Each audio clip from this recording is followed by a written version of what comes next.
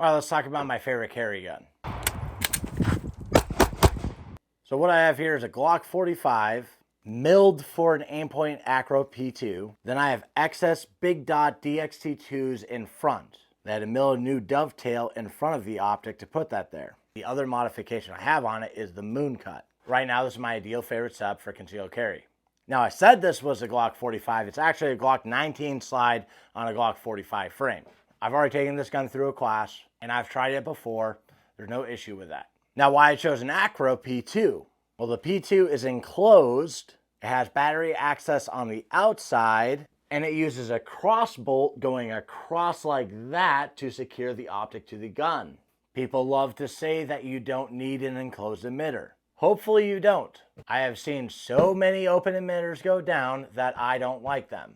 Not saying they're trash, but it allows for problems that can happen that don't happen with an enclosed emitter. Without getting too in the weeds, I just think that I should be able to drop my gun into a puddle of mud, pick it up, wipe off the optic, and still use my optic. Battery access on the outside. In my opinion, if you have to take your optic off to change the battery, that is a stupid optic. Of course, guys are like, oh, well, it retains zero if you torque it properly. It retains zero if I don't touch the screws. Now the cross bolt. When the bolt goes across, it's less likely to shear when that slide is moving back and forth. So it's stronger. Also, the gun is milled for the optic. Having a milled slide means that there's less things between the optic and the gun that can go wrong. This has a plate. That means there's a plate that can break. I've broken one. And there's two screws going down, possibly could shear off. They can come loose. And that just introduces more things that can go wrong, more tolerances we have to be worried about. And I don't want to have to take my optic off to check the witness marks on my plate, then to put my optic back on if I'm running into a problem, which I've had to go through before. And the other thing is it's an aim point. Like, I don't need to really say anything more than that. Aim points are quality optics. As far as seeing moisture build up on the inside, I know that's a concern to people. I personally have not had that issue. And if I do, I'll make a video addressing it. I know my friends over at Barrel and Hatchet are fans of the Steiner optic. It's very similar to this one. They've been running it and they've liked it. Now, the iron sights. A lot of people will say you don't need iron sights on a pistol if you have a red dot. Say they break just as often, they come loose, and all that stuff.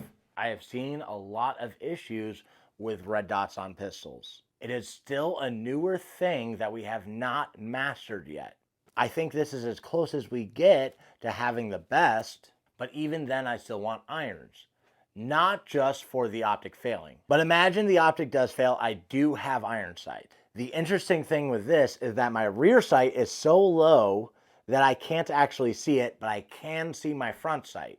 It's a big dot, so when it comes down to about there where it's halfway blocked, the top edge is where my point of impact is going to be.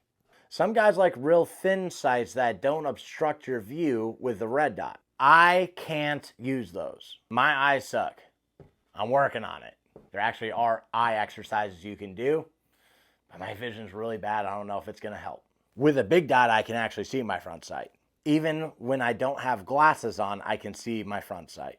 So if my optic did totally stop working, I have a front sight. That rear sight is actually a buffer if I go to rack my gun off of like a table or a ledge or something. If the ledge does touch my optic, it has to get slowed down by hitting the rear sight first. And again, not saying that I'm going to break the optic racking it, because apparently you have to say what you don't mean, otherwise people put words in your mouth.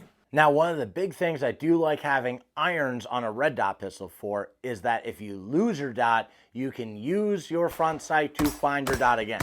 Now, that's going to get taken out of context, I already know. Before you comment, hang on. I am talking about specifically when you are moving really fast and shooting, especially one-handed. Sprinting laterally with the gun in one hand and shooting, you lose your dot. It's not the end of the world if you don't have a front sight to pick the dot back up with, but it does help. This is more something you have to experience to really understand. And I'm not going to get too much in the weeds because then we go into a lot of aiming confirmation stuff, seeing a streak of color across versus having a steady wobble and all that.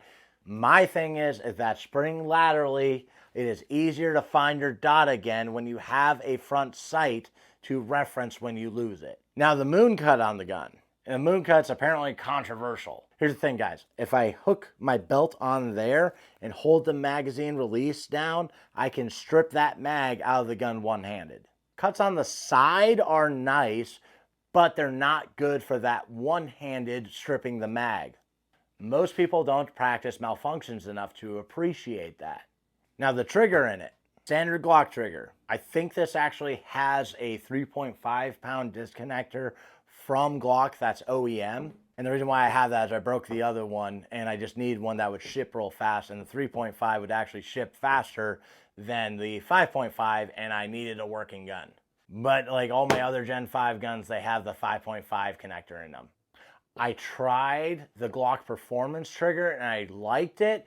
It's like 10% better. It's not like that big of a difference.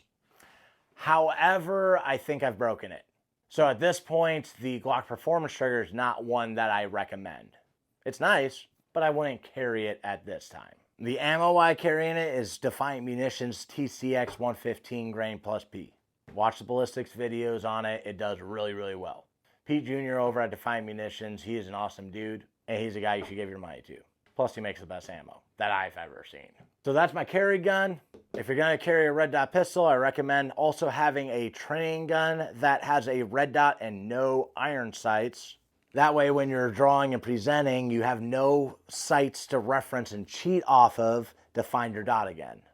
Another thing to consider is that if I have a carry gun and a training gun, then I'm not going to wear the mileage down on my carry gun and have a broken gun in a gunfight. Where your training gun, you can break that and it doesn't fucking matter.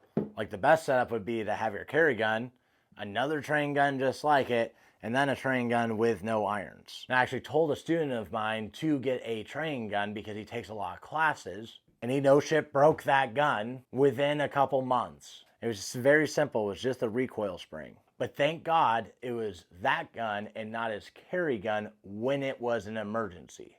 Guys who don't really train, who don't really shoot a lot, it doesn't matter for them. They are not going to believe me. For me, when I go to the range, I just take my carry gun off, put on a training gun, and I get this all nasty and dirty, and it doesn't bother me. It doesn't even matter if I clean it when I get home. So that's it, guys. That's where I'm at with my carry gun. That's not the only gun I carry. Maybe I'll do a full EDC video eventually. But I just want to share that with you, especially because like red dot pistols are a thing that people have a lot of questions on.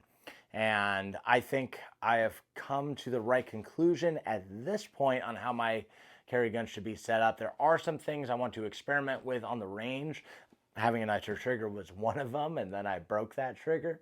So I'm back to, I guess we'll just stick to factory for now. But that's it, guys. Thank you for watching. Keep fighting communism. Kill all pedophiles, and remember that training saves lives.